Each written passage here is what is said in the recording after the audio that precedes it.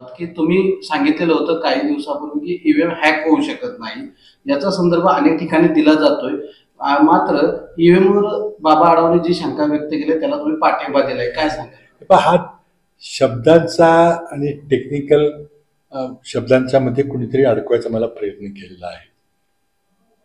दोन गोष्टी असतात की एक ईव्हीएम यंत्राने निवडणूक झाली, पेट्या सील झाल्या, पेट्या गोडाऊनमध्ये ठेवल्या आणि 2-3 दिवसाचा अवधी असतो. तेवढ्या कालखंडामध्ये कोणीतरी सॅटेलाइट सिग्नल पाठवेल, कोणीतरी मोबाईल फोन पाठवेल.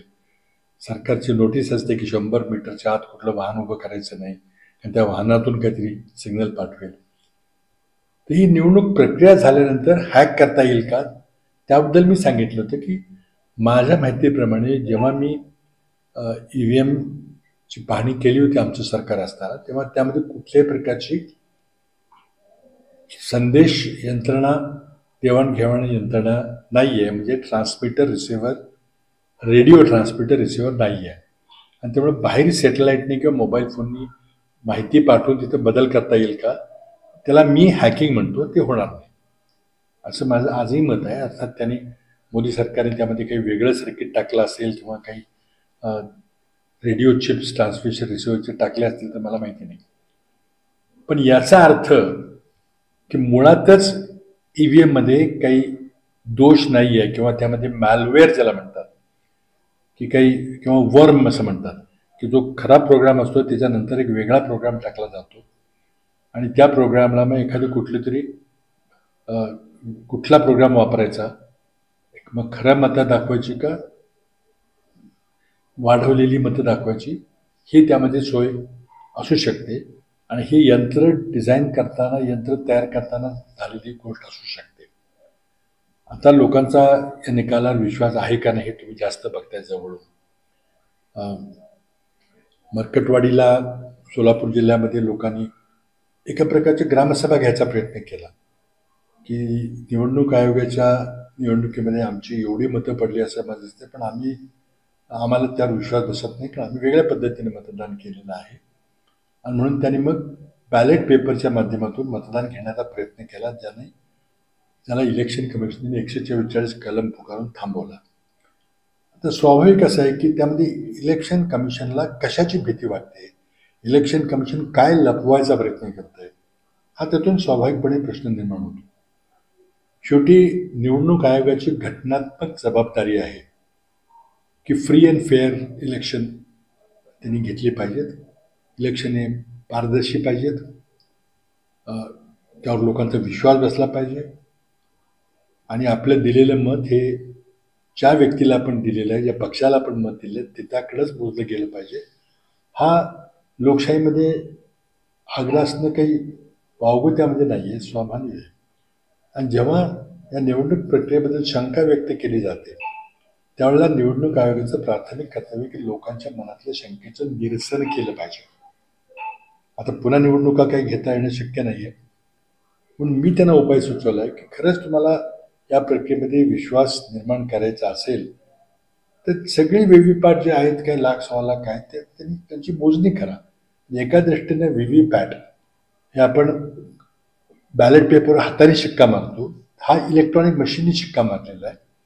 शिक्का मारलेला आपण पाहतो कारण ती चिठ्ठी खाली पडते आणि बहुतेक करून व्हीव्हीपॅटमध्ये जी मतं आहेत ती खरी असावीत असं जर आपण गृहीत धरलं तर व्हीव्हीपॅट मोजायला तुमची काय हरकत आहे, कारण त्यातून मग या इलेक्ट्रॉनिक निवड प्रक्रियेवर लोकांचा विश्वास बसेल. आणि ज्याच्या मनामध्ये शंका आहे की काहीतरी भानगड केलेली आहे, बाबा आढावांनी काल उपोषण केलं, अनेक राजकीय नेत्यांनी विश्वास त्यामध्ये एक गैरविश्वास निर्माण केलेला आहे, म्हणून मी ती ही मागणी केलेली आहे. आता ती मागणी मान्य होईल की मला माहिती नाही, पण मी एक नागरिक म्हणून मी त्या ठिकाणी मागणी करतो की तुम्ही या ठिकाणी जनतेच्या मनामध्ये इलेक्ट्रॉनिक वोटिंग मशीनचा बद्दलचा विश्वास निर्माण करण्याकरता सर्व व्हीव्हीपॅटची मागणी करा. त्याच्या आधी मी अगदी 2019चा माझा पूर्ण व्हिडिओ आपण बघितला तर त्यामध्ये मी माझं आउट ऑफ कॉन्टेक्स्ट संदर्भहीन असं काहीतरी एखादी पोल दाखवते, बी जे पीवाल्याला दाखवतात, पण तो सर्व व्हिडिओ आपण पहा. आत्ता मी जी बातम्या भूमिका मांडतो त्यामध्ये काही संगती आहे का ते मला सांगा. मी त्यावेळेला मागणी केली होती आणि आताही मागणी केली आणि बाबा आढावांच्या सोबत असताना देखील मी मागणी केली की जगातल्या कुठल्याही प्रगत राष्ट्रामध्ये अशा प्रकारची इलेक्ट्रॉनिक मतदान पद्धती वापरली जात नाही. जर्मनीमध्ये होती, पण एका नागरिकानं तिथं सुप्रीम कोर्टामध्ये तक्रार केली, खटला चालला आणि सुप्रीम कोर्टाने निर्देश दिले की तुम्ही बंद करा आणि पेपर बॅलेट करा. अमेरिकेतल्या प्रत्येक राज्याला आपल्या मनाप्रमाणे निवडणूक प्रक्रिया राबवता येते. माझी मागणी अशी होती की आपण इलेक्ट्रॉनिकमध्ये खूप प्रगत आहेत, आपण समजतो स्वतःला, त्यामुळं आपण एक मशीन्स सगळे त्याचे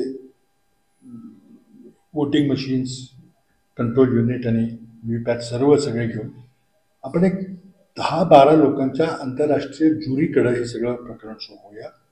त्यांना या इलेक्ट्रॉनिक वोटिंग मशीनचा सगळा सर्किट डायग्राम दिला पाहिजे. तिथं जी मायक्रो कंट्रोलर वापरला असेल त्या मायक्रो कंट्रोलरमधला जो सॉफ्टवेअर सोर्स कोड आहे तो सगळा सोर्स कोड दिला पाहिजे आणि मग त्या सोर्स कोडनीच त्यामध्ये चिपमध्ये ती सॉफ्टवेअर भरलेलं आहे हा विश्वास झाला पाहिजे.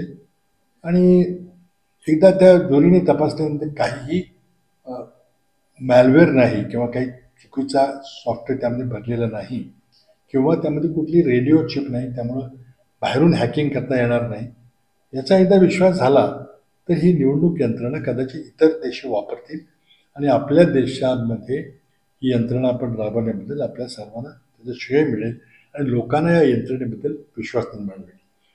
पण मला वाटतं की ज्या ज्या वेळेला सुप्रीम कोर्टामध्ये ही बाब गेली, इलेक्शन कमिशनकडे बाब गेली, तेव्हा अशा प्रकारचे निवडणूक यंत्र हातात देण्याकरता किंवा त्यातलं डिटेल डिझाईन देण्याकरता आयोगानं तर परवानगी दिलेली नाही.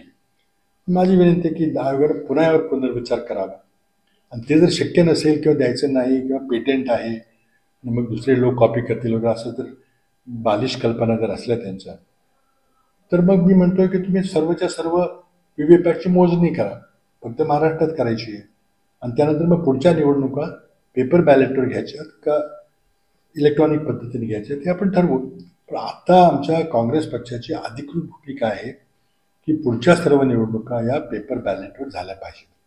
हो, पेपर बॅलेटवर गेल्या अनेक वर्ष तुम्ही मागणी करताय. आत्ताचा निकाल बघितला तर फार मोठ्या प्रमाणात महायुतीच्या बाजूनं अगदी 40-50 हजार मतांनी ती 1-1.5 लाखापर्यंत उमेदवार विजयी झालेले आहे. कुठेतरी लोक शंका घेतात, लोकशाही जिवंत आहे असं वाटतं तुम्हाला?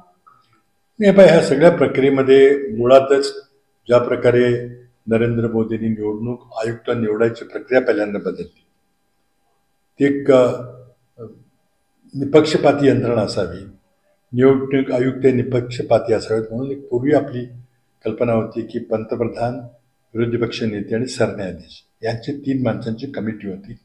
त्यातून मग सरन्यायाधीश असेल तर मग त्यामध्ये राजकारण येणार नाही अशी कल्पना होती. पण या वर्षाच्या सुरुवातीलाच नरेंद्र मोदींनी पार्लमेंटमधून तो कायदा बदलला आणि 2 केंद्रीय मंत्री आणि 1 विरोधी पक्ष नेता अशी समिती नेमली. त्या समितीने निवडलेली निवडणूक आयोग आहेत.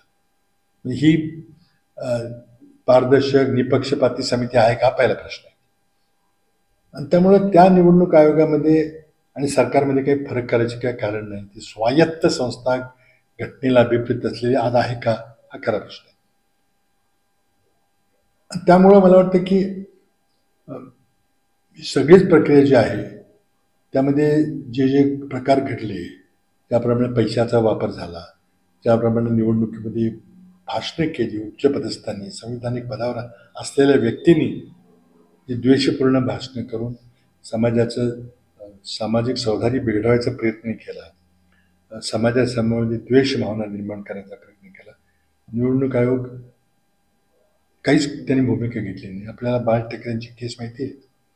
एका वक्तव्याबद्दल त्यांना 5 वर्षाकरता लोकशाही प्रक्रियेतून निलंबित करण्यात आलं होतं. आज ज्या प्रकारे पैशाचा वापर झाला, सरकारी यंत्रणांचा दुरुपयोग झाला, हे सगळं आपल्यासमोर आहे. ज्या प्रकारे ऐन वेळेला मतं वाढवली गेली त्याबद्दल काँग्रेस पक्षानं अधिकृत तक्रार दिल्लीला निवडणूक आयोगाकडे केलेली आहे. हे सगळं पाहता सरकारनं या सर्व यंत्रणेचा गैरवापर केलेला स्पष्ट होतं. पण त्याच्या पलीकडे जाऊन इलेक्ट्रॉनिक वोटिंग मशीनमध्ये पारदर्शकता आहे का याबद्दल खरा प्रश्न निर्माण झालेला आहे. म्हणून लोकांच्या मनामध्ये अत्यंत अस्वस्थता आहे आणि निवडणुका जर अशाच चालल्या तर मग पुढच्या निवडणुकीमध्ये भाग घेण्यात काय अर्थ आहे?